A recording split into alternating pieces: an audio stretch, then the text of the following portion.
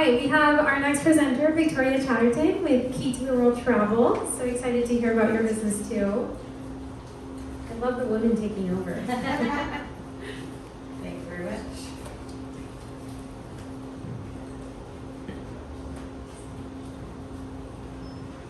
Thank you all for having me today. I have always loved to travel. I remember as a kid falling in love with the airport. When I would come out of the jetway after having a long flight, and my grandmother standing there as I would get to the gate and embracing her in that hug, that was so amazing to me that I could get on a plane and within a couple hours see somebody that I loved. Now, I've done a lot of things as it was mentioned, and I went to school at Central Washington University while I was having my family. I started my family young, and I got my degree in psychology and sociology, and that prepared me to prepare taxes. Yes, after I'd finished school, I became a tax preparer.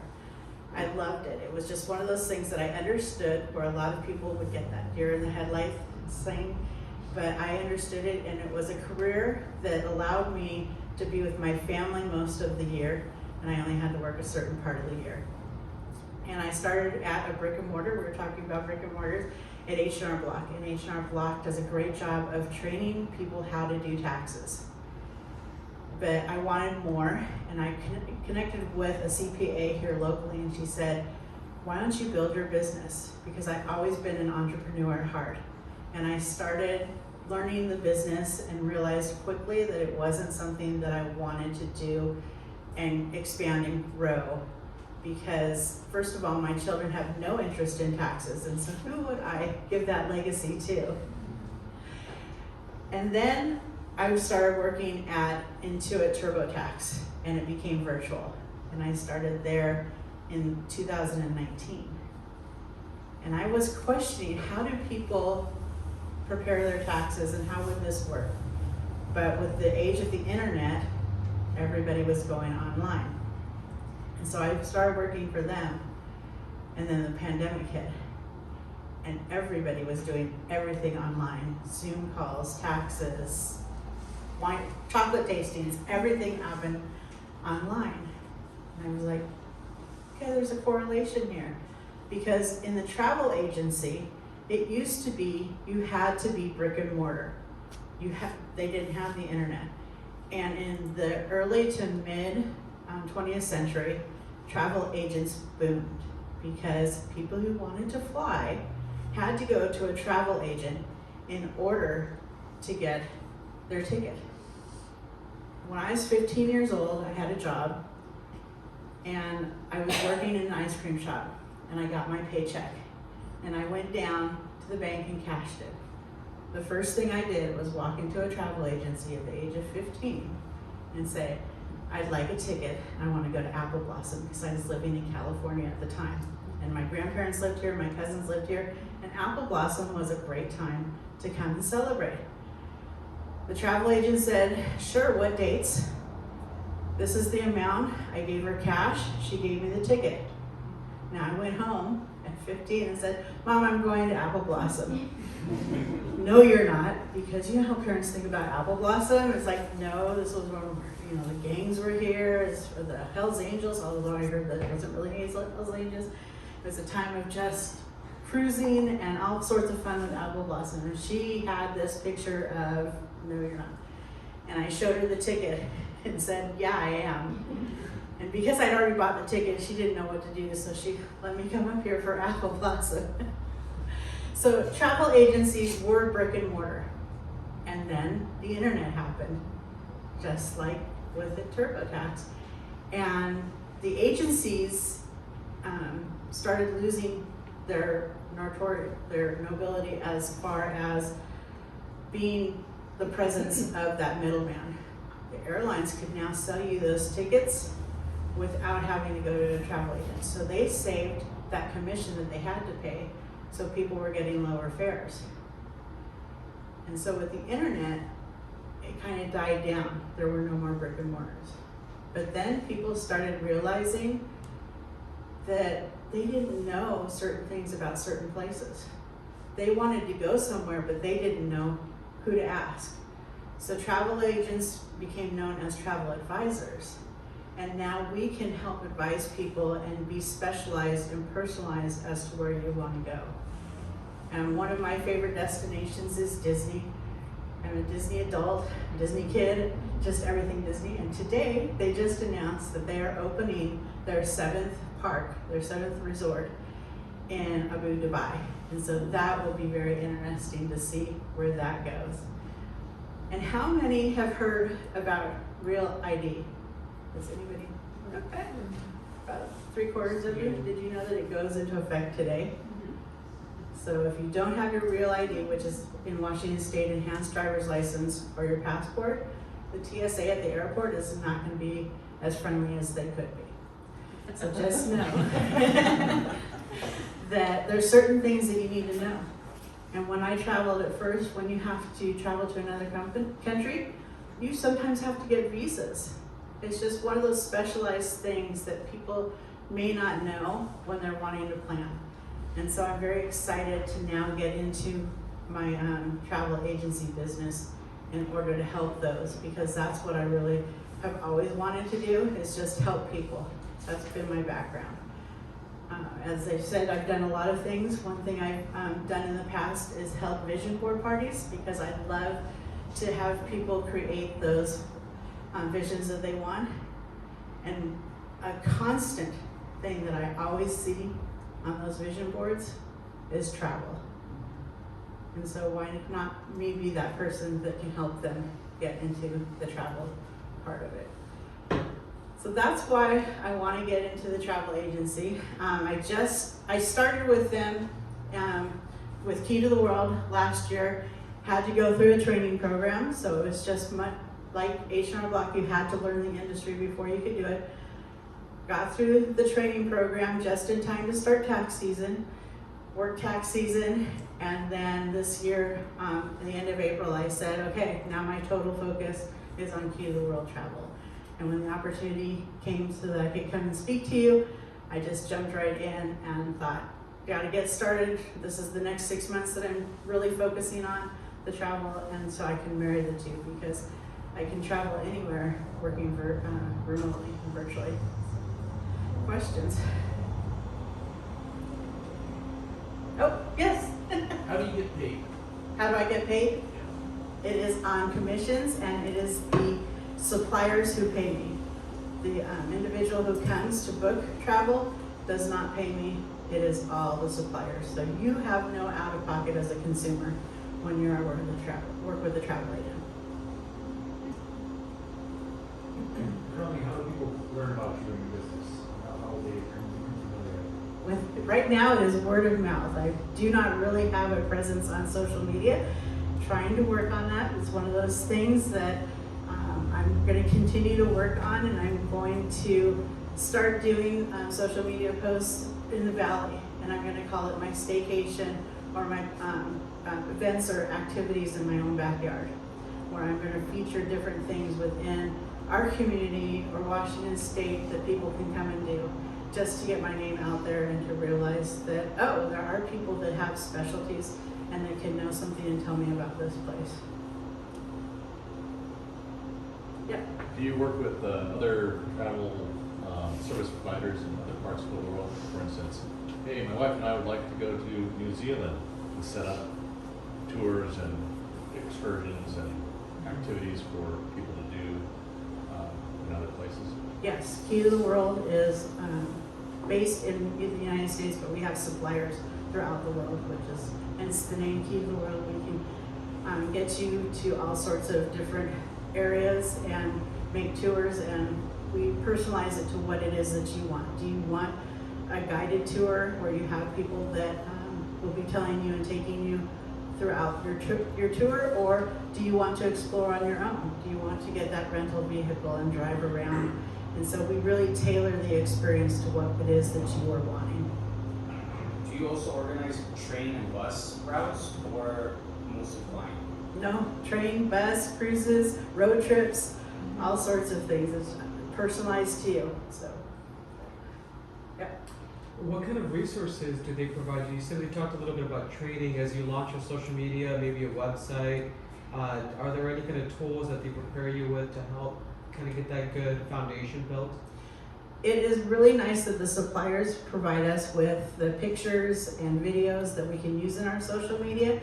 It's just that the user needs to learn how to do it correctly and what can be worked. Because with Disney, there are very specific rules on what we can say and how we can present it. Other suppliers aren't that strict, but Disney is very strict as how you can present them. So I don't want to jump into it and do something incorrectly. I was working with Barry and we were filling out paperwork, and I'm the type of person who was in the computer era of if you touched one button, everything would disappear and you would lose it all. Whereas I know my grandkids can push anything and it's fine and it works out. I have to get to that mentality that I can push any button and it'll be okay. So working on it. So how do people find you? Right now, if you Google me, we were doing it earlier, my key to the world is about 4th on the list. It has maybe my Facebook, or no, it's first my webpage that has nothing to do with the key to the world. Then it has the company that I work here, and I think key to the world is the 4th one down. But I'm going to start rising that up there also. So that's how you can find me right now, is on Just to Google you. the internet, Google. Yes. How do you stay up to date with like the travel trends and restrictions? Okay. So we have webinars and meetings at least 2 or 3 times a week within my company. And then I do a lot of research myself. So we are always on top of it. And if something happens, like right now, if you're trying to fly in and out of New York, it's going to be a hassle because there's not enough air traffic controllers. There's some sort of union dispute going on. So right now, if you're flying into Newark, there we go. It's going to be a bit of a hassle, and so we are now trying to book people out of not having to go through that airport. So we kind of know about the trend, yeah. Are you focusing on consumers or like businesses? Both. I love to work with individuals, but I also, one of my passions is working with coaches who like to do retreats, whether it be writing retreats, yoga retreats, all sorts of different group activities. One of the hottest things right now are people that love pickleball. There are all-inclusive resorts that have pickleball tournaments, and your group can go down and participate in pickleball. So yeah, they do all sorts. Yes. What's the craziest trip that you planned so far with your business? My craziest trip that I have planned so far was a road trip. They weren't wanting to have a set time of where they were going to stay, and I had to tell them it's better to have a plan and to go with it rather than just go for that drive. I said, if you just want to do a Sunday drive, that's great, but they wanted to do across the United States. I did suggest that they do a rail trip because if you go on the train, you can see a lot of the world. It just depends. Unfortunately, when the train comes into Wenatchee, it's generally really dark because the Amtrak train comes in early morning and late night. So unless it's June, when it's really light out, they won't be able to see much of Wenatchee, but it is amazing what you can see. And in Europe, in Canada, the rail is one of the more predominant ways to go. So. What are some of the challenges that you face as the internet continues to evolve, and just the convenience of apps and booking and all those things? And then how are some ways that you are able to kind of encourage someone to, instead of booking on their own, to book with you or to work with you? Right. So the personalization is why they should book with me. The challenge that I have is that because I am new, I don't know everything, and again, it comes to that mentality of wanting to know everything. And my mentor is really great. She says, if you get a customer and they want something, we have 500 agents that will be willing to help you and talk things through with you. You don't have to know everything. So right now, my focus where I feel very comfortable as an expertise is in Disney travel and cruising travel, because I have been on 6 cruises myself already. So, and it's all different types of cruise lines that I've been on, so I feel comfortable talking about that. Going into more into the all-inclusives, I would call on my partners and say, hey, this is what the customer's wanting, what are your thoughts? And within minutes, I would have probably 15 people on the site telling me, oh, well, this is the place if they're wanting to go these dates and have this experience. What are some of your goals for this year, since you just started?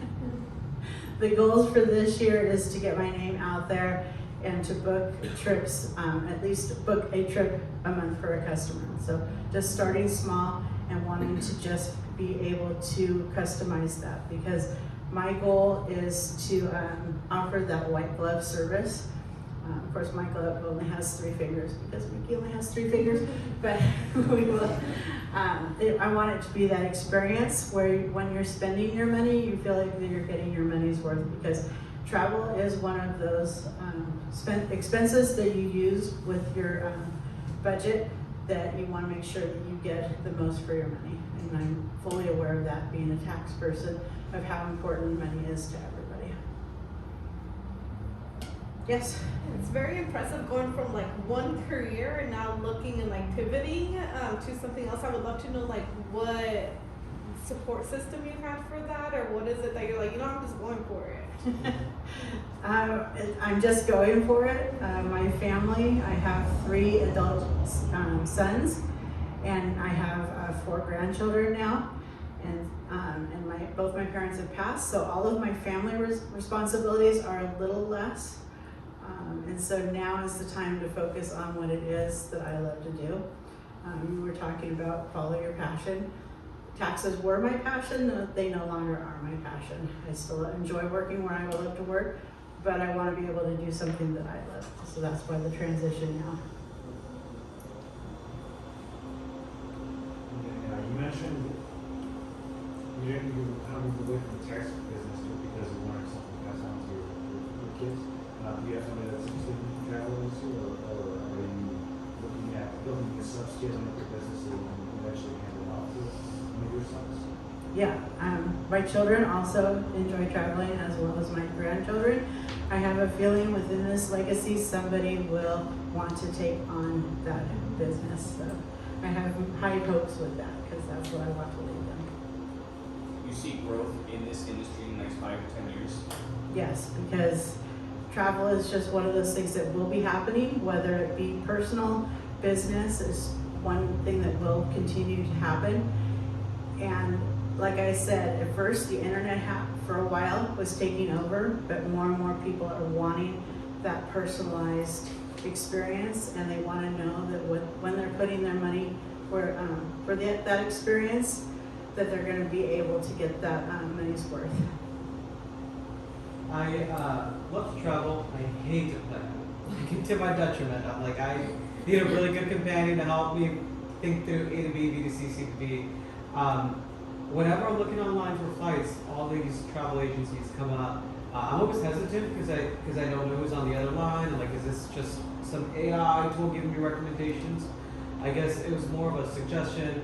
I wonder if there is some potential for, local kind of packages to be made for that high school student or college student coming back home that wants to go to some popular destinations like Florence or Rome or Paris, or if you maybe identify some companies saying, hey, there's quick work trips that always happen to San Francisco, LA, or Salt Lake City or something like that. Right, so that would be on the marketing side of it? Yeah, just so it's, as opposed to you can go anywhere, maybe these are some, you can go anywhere, but here's an itinerary for this specific area that seems to be popular for the market here locally.